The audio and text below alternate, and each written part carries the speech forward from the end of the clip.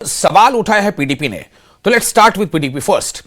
मैं चाहूंगा तौसीफ शाह साहब, आप पहले सबसे पहले ये बता दें हमें, पहले 1 मिनट का फर्स्ट राउंड में हमारी कोशिश होगी कि तमाम पैनलिस्ट को मौका दें और 1 मिनट में आप अपनी बात रख दें। सेकंड राउंड में हम सबको भरपूर मौका देंगे, प्लीज आप इतना इत्मीनान रखिएगा। तौसीफ शाह साहब, 1 मिनट में आप हमें बताएं कि ये SASCI जिसे साक्षी कहा जा रहा है, सास्की, ये इस पर पीडीपी ने सवाल क्यों उठाए? देखिए विशाल साहब, मैं बड़ी छोटी सी बात करूंगा। मैं ये आपसे कहूंगा कि देखिए, हमने देखा है कि गवर्नमेंट ऑफ इंडिया की जो स्कीम्स आई है, जैसे हम स्टार्ट करेंगे एग्जांपल नंबर 1 से हम जाएंगे। जो प्राइवेटाइजेशन हुई हमारे एयरपोर्ट्स की, वो सारी अडानी ग्रुप के पास है। हमारे पास सिर्फ गवर्नमेंट के पास सिर्फ ऑन पेपर ओनरशिप है, बाकी जितना भी कंट्रोल है वो सारा ग्राउंड का पास है जी, वो सारा प्राइवेट प्लेयर के पास है। दूसरा, जो आपके हाईवे टोल प्लाजाज है, सारा कंट्रोल प्राइवेट प्लेयर्स के पास है। रोड हमारे हैं, रोड्स पब्लिक की है, और जो पैसा आता है वो सारा प्राइवेट के पास जाता है। थर्ड एग्जांपल अगर हम लेके जाएं, जो रोपवेज वगैरह हैं, जितनी भी पर्वतमाला के नाम से जितनी भी रोपवेज बनी है, वो भी बिल्कुल इसी तरीके से चल रही है कि लोकल इकोनॉमी को साइडलाइन किया गया है और सारी कॉर्पोरेट इकोनॉमी को पावर किया गया है। इसके बाद मैं आपसे ये भी बताऊंगा कि जैसे जो हमारे जैसे स्मार्ट सिटीज को हमने देखा, सेंटर फंडेड स्मार्ट सिटीज है। स्मार्ट सिटीज में जो लोकल म्युनिसिपैलिटी है, जो लोकल हमारे जो म्युनिसिपल कॉर्पोरेटर्स हैं, उनका बिल्कुल कुछ नहीं चलता। वहां सारा जो चलता है वो ब्यूरोक्रेट्स प्लस कंसल्टेंट्स, वही शहर को संभाल रहे हैं। जो लोकल रिप्रेजेंटेटिव्स है वो उनको बिल्कुल साइडलाइन किया गया है। इसके बाद अगर आप अमृत प्रोजेक्ट्स ले लें, सेंट्रल फंड्स है, डिसीजन सेंट्रल का है और ब्लेम लोकल पर हो रही है। और उसके बाद जो सबसे बड़ी एग्जांपल मैं आपको देना चाहता हूं वो है माइनिंग एंड नेचुरल रिसोर्सेज जी, जहां पर स्टेट जमीन प्रोवाइड कर रही है, सेंटर की क्लियरेंस है, डोमिनेंस, जितनी भी जो भी पॉलिसी डोमिनेंस है वो सेंटर से आती है। और हमारे जितने भी कॉर्पोरेट्स हैं, जिन भी कॉर्पोरेट को लीज दिया गया है जी, उनके पास एक्सट्रैक्शन राइट्स है, जबकि लोकल के पास कुछ भी नहीं है। जैसे हम देख रहे हैं श्रीनगर में, जम्मू कश्मीर में जो भी सैंड एक्सट्रैक्शन का अभी है, अगर लोकल गलती से भी सैंड एक्सट्रैक्ट करने जाए तो उसे थाने में बंद कर लेते हैं।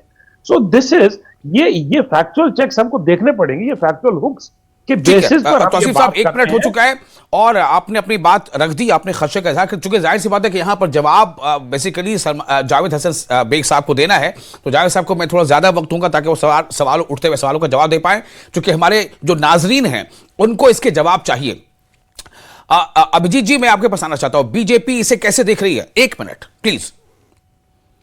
देखिए, बहुत बहुत धन्यवाद आपका। मेरे को पैनलिस्टों में नमस्कार। देखिए, हम तो ये देख रहे हैं कि जिस तरह से पूरे के पूरे भारतवर्ष में ये स्कीम का और पूरी की पूरी भारत की जितनी स्टेट्स और यूटीज इसका लाभ उठाएंगी, मुझे लगता है इसी तरह से इसका लाभ उठाना चाहिए, क्योंकि टूरिज्म के सेक्टर में पिछले 50-60 साल से खासकर जितनी भी सरकारें यहाँ पर रही हैं, उन्होंने सिर्फ कुछ ही हिस्सों के अंदर उनको लगता है वहीं पर ही टूरिज्म पॉसिबल था, बाकी जगहों पर नहीं था।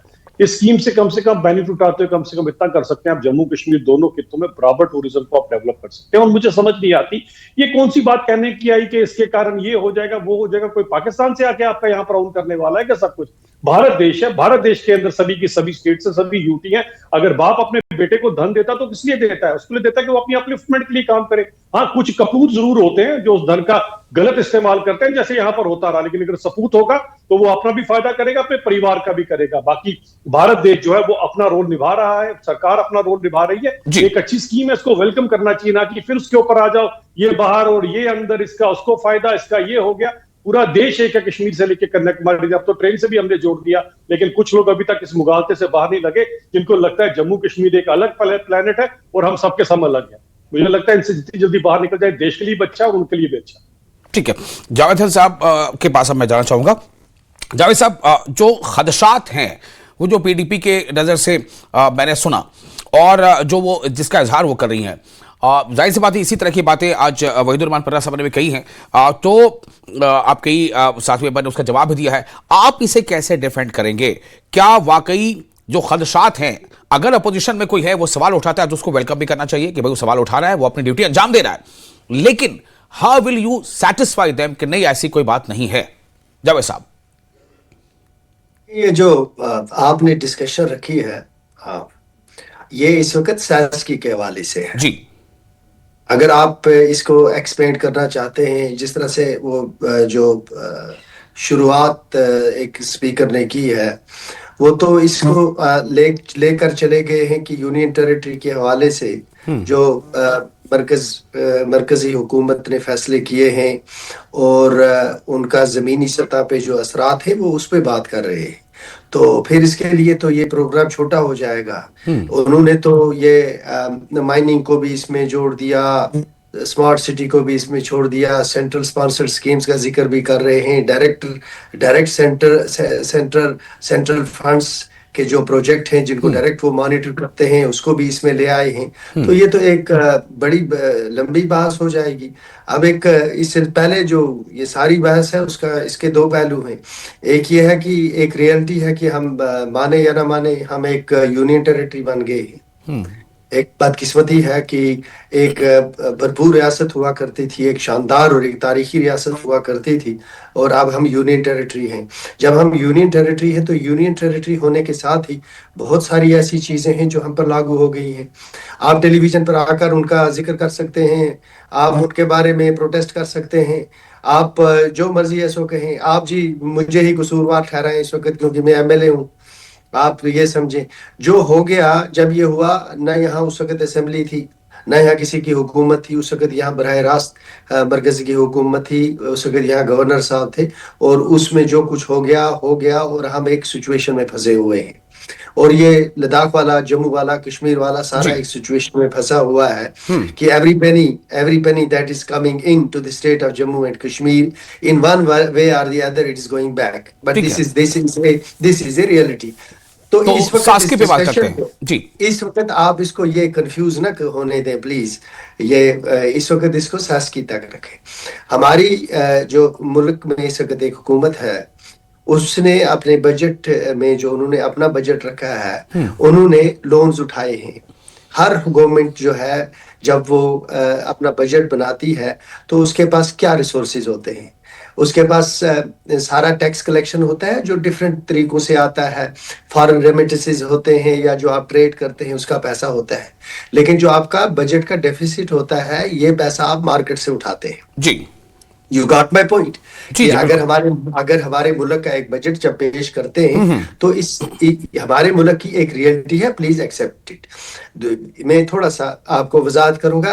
कई लोगों को ये बजट्स के बारे में ये सुनी सुनाई और वो आर्टिफिशियल इंटेलिजेंस से मालूमात गैदर करके आके तो रख देते हैं। मैं आपको एक चीज बताता हूँ, दुनिया में कई ममालिक हैं जिनके पास पैसा इतना होता है कि वो जब बजट बनाते हैं तो वो सोचते हैं कि इस पैसे को किस तरह से हम खर्च करें, क्योंकि स्पेंडिंग कैपेसिटी उनके पास इतनी नहीं होती जितने उनके पास रिसोर्सेज होते हैं।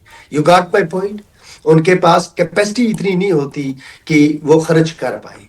और हमारे जो मुल्क की हालत है और जो हमारी मुल्क की रियासतों की हालत है, हमारे पास स्पेंडिंग कैपेसिटी है पर हमारे पास उतने वसाइल नहीं है। इसलिए जब मुल्क बजट बनाता है तो सारे का सारा पैसा इनके अपने पास नहीं होता, इनके पास डेफिसिट होता है। जो बजट बनता है उसके लिए ये मार्केट से पैसा उठाते हैं। हाँ। अब मार्केट से जब ये पैसा उठाएंगे तो ये किससे पैसा उठाएंगे? ये जो पीडीपी के स्पोक्स पर्सन है इनको मैं सलाम अर्ज करता हूँ। अगर ये सरमायादार होते इनसे भी गवर्नमेंट ऑफ इंडिया उठाती और उससे वो पैसा मुसलमान नहीं हो जाता। ये जो कंफ्यूज कर देते हैं ना मार्केट के पैसे को, ये हिंदू और मुसलमान, ये basically when they have nothing to say they create this issue.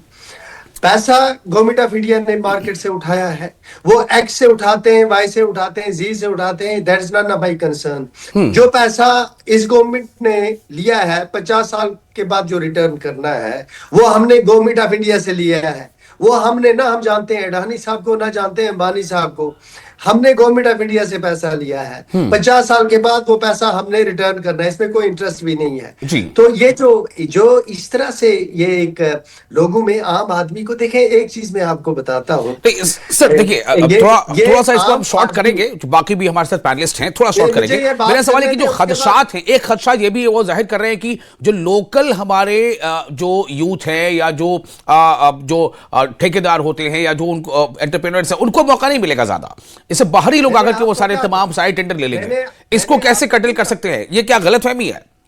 मैंने आपको ये बताया कि आप वो जम्मू और कश्मीर नहीं हो जो 2019 से पहले, वो आपने पहले ही कह दिया कि now this is union territory. नहीं हो तो इसके साथ कुछ ऐसी चीजें आपको पैकेज में मिल गई हैं कि जिनको रिड्रेस करने के लिए, जिनको ठीक करने के लिए, जब तक आपका रियासत का दर्जा बहाल नहीं होता, आप जी। इसी सिस्टम के अंदर हैं।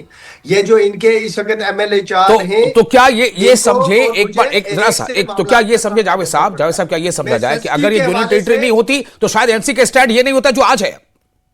मैं सिंपल सी आपको बात ये बताता हूं कि ये जो सेस्की का लोन है, ये हमने जी। गवर्नमेंट ऑफ इंडिया से लिया है। हाँ। Government of India world bank से लेती है, एशियन डेवलपमेंट बैंक से लेती है, जी। किसी मुसलमान मुल्क से लेती है, किसी क्रिश्चियन मुल्क से ठीक लेती है, है, यहाँ हाँ। से मार्केट से उठाती है, वो हमारा कंसर्न नहीं है। और जो ये इशू इन्होंने असेंबली में उठाया है, हाँ। इस इशू के पीछे कुछ नहीं था।